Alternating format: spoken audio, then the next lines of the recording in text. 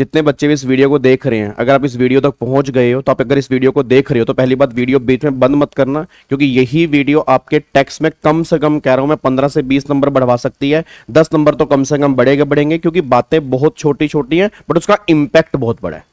मतलब हमें क्या तुम्हें क्या लगता है कि हम पेपर के अंदर बहुत बड़ी बड़ी गलतियां करके आ रहे हैं? Answer is no.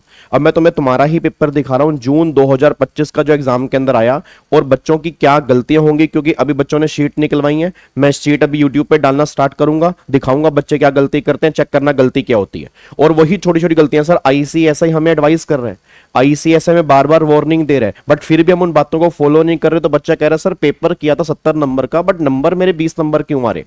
उसका मतलब ये नहीं है उसके सारे आंसर गलत है। आंसर सही होने के बावजूद भी इंस्टीट्यूट 5 में से 3 नंबर क्यों दे रहा है, 5 में से 2 नंबर क्यों दे रहा है? उसका रीजन है बहुत बड़ा। आप चेक करो प्रॉब्लम क्या है। हमारे पास पेपर आया, अब बच्चा पेपर में ये गाइडलाइंस पढ़ता ही नहीं है। उसने गाइडलाइंस क्या लिखी है, वो डायरेक्टली जो स्टार्ट करेगा वो क्वेश्चन नंबर 1 से स्टार्ट करेगा, क्वेश्चन नंबर 2 से स्टार्ट करेगा।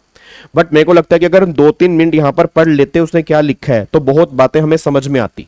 सबसे पहली बात ये ध्यान रखना, याद करो हमने रेगुलर बैच के अंदर भी मैंने को कितनी बार कहा था कि जब भी हम प्रैक्टिकल क्वेश्चन करते हैं, देखो ये टैक्स का पेपर जो है ना सर, इनकम टैक्स तो 60 नंबर का है और 60 का 60 ऑलमोस्ट प्रैक्टिकल है। हाँ जीएसटी में फिर भी हम थ्योरी एक्सपेक्ट कर सकते हैं, बट इनकम टैक्स में तो 60 में 60 नंबर अगर हम प्रैक्टिकल अटेम्प्ट करके आए तो 60 में 60 नंबर भी आ सकते हैं।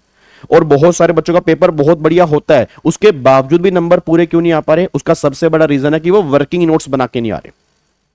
अब आईसीएसए साफ साफ पहले पेज पे एडवाइस कर रहा है, पहले पेज पे वो वार्निंग दे रहा है कि भाई साहब जो आपके वर्किंग नोट्स हैं वो आपके आंसर का पार्ट होने चाहिए। बट बच्चा आंसर तो लिख के आ रहा है बट वर्किंग नोट लिख के नहीं आ रहा। यार एक बात बताओ, तुम सबने थोड़ा बहुत अकाउंट्स पढ़ा होगा, जब फाइनल अकाउंट्स वाला चैप्टर करते हो तो वर्किंग नोट्स हम बनाते हैं ना। और आपको मैंने टैक्स में रेगुलर बैच में कितनी बार लिखवाया, कितनी बार समझाया कि वर्किंग नोट जरूर बनने चाहिए।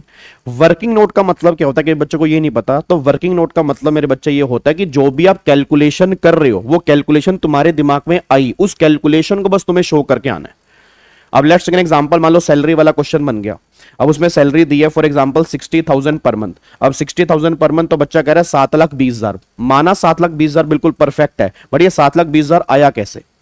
अब बच्चा कह रहा है सर इतनी छोटी छोटी बातें इंस्टीट्यूट इग्नोर नहीं कर सकता। वो क्यों इग्नोर करेगा सर? इतनी छोटी छोटी बातें क्या उसको नहीं पता होंगी? बिल्कुल पता होगा, उसके पास तो आंसर भी है, फिर हम आंसर क्यों देके आ रहे हैं? आप समझ रहे हो मैं कहना क्या चाह रहा हूं? सर बातें बहुत छोटी छोटी हैं, इंपैक्ट इसका बहुत बड़ा, और हमारा करियर है, हम कोई भी गलती इस बार के एग्जाम में एक्सपेक्ट नहीं कर सकते। हमें सारी गलतियां सुधारनी है, तो छोटी छोटी गलतियां होती हैं।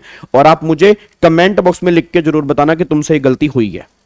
आपको बहुत सारे बच्चे दिख जाएंगे जिनसे गलतियां होती हैं, और इसमें गलती मानने में कोई बुराई नहीं है। कई बच्चे कमेंट नहीं करते कि है मैं गलती क्यों मानूं। भाई इसमें कोई बुरी बात नहीं है यार, गलती मान रहे हैं, गलती से सीख रहे हैं ना। अब अगर आपने वर्किंग नोट नहीं बनाए लास्ट टाइम तो इस बार बनाएंगे। तो वर्किंग नोट का मतलब ये होता है कि जो भी आप कैलकुलेशन कर रहे हैं, जो भी आप वहां पे शो करके आ रहे हैं, वो बिल्कुल आपको वहां पे लिख के आना है। हाँ जब आप टेबल बना रहे हैं या तो टेबल के साथ में ही लिख के आए। अगर आपको लग रहा है नहीं लंबी कैलकुलेशन है, लिखें वर्किंग नोट नंबर 1 नीचे, फिर वर्किंग नोट नंबर 1 बनाए। आपको मैं गारंटी दे रहा हूं वर्किंग नोट के नंबर होते हैं। और ये बात मैं नहीं कह रहा, इंस्टीट्यूट खुद कह रहा है ये बात।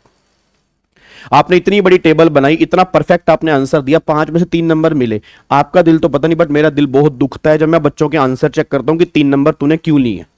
अगर 1 मिनट लगा के हम वर्किंग नोट बना देते तो 5 में से 5 नंबर हमारे हो सकते थे। बस ये बात ध्यान दो।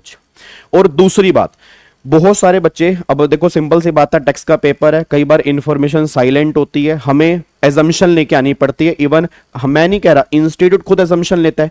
आपको इस बार जून 25 का पेपर मैंने क्लास के अंदर करवाया, आपने चेक नहीं किया, जो सजेस्टेड आंसर इंस्टीट्यूट ने दिए हुए हैं उसके 2-2 ऑल्टरनेटिव दिए हैं, ऑल्टरनेटिव 1, ऑल्टरनेटिव 2। अब 2 ऑल्टरनेटिव देने का मतलब भी क्या है कि अगर आपने ये भी किया तो भी हम सही करेंगे, ये भी किया तो भी हम सही करेंगे, बट आपने क्या मान के किया है वो लिखनी बहुत जरूरी है। आपने वो आंसर में assumption क्या ली है, देखो तो स्पेसिफिकली लिखा है, जहां भी आपको लगे सुटेबल आपने assumption लिखनी है। एंड साफ साफ कह रखा है stated clearly in the answer, आपको आंसर में जरूर लिखनी है कि आपने assumption ली क्या।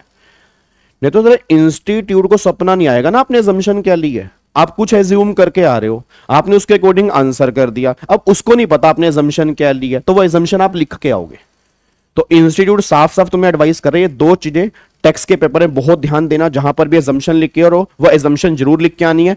30 सेकंड निकाल लो, 30 सेकंड तुम्हारे 2 नंबर हर क्वेश्चन के अंदर बढ़ा देंगे। तो मैं आपको बार बार कह रहा हूं, ये वीडियो तुम्हारे 10 से 15 नंबर बढ़ाएगी। अगर तुमने पिछले पेपर में गलतियां की थी तो इस बार तुम्हें गलतियां नहीं करके आनी, बस ये पर ध्यान दो। क्या बात मेरी समझ में आ रही है? तो 2 बातें इंस्टीट्यूट हमें एडवाइस कर रहा है। पहली बात, एजम्पशन जहां भी ले रहे हो जरूर लिख के आओ एजम्पशन क्या ली है, ताकि उसके बेस पे हम आंसर चेक करें। और दूसरी बात, जो तुमने कैलकुलेशन किया उसके वर्किंग नोट्स आपने बना के जरूर आने हैं, बस ये पर ध्यान दो, ठीक है जी। और मैं फिर बोल दूं, प्रैक्टिस बैच मेरा यूट्यूब पे फ्री है। मैराथन है, 8 मैराथन है, 2 मैराथन डल चुकी है, तीसरे मैराथन कल डल जाएगी।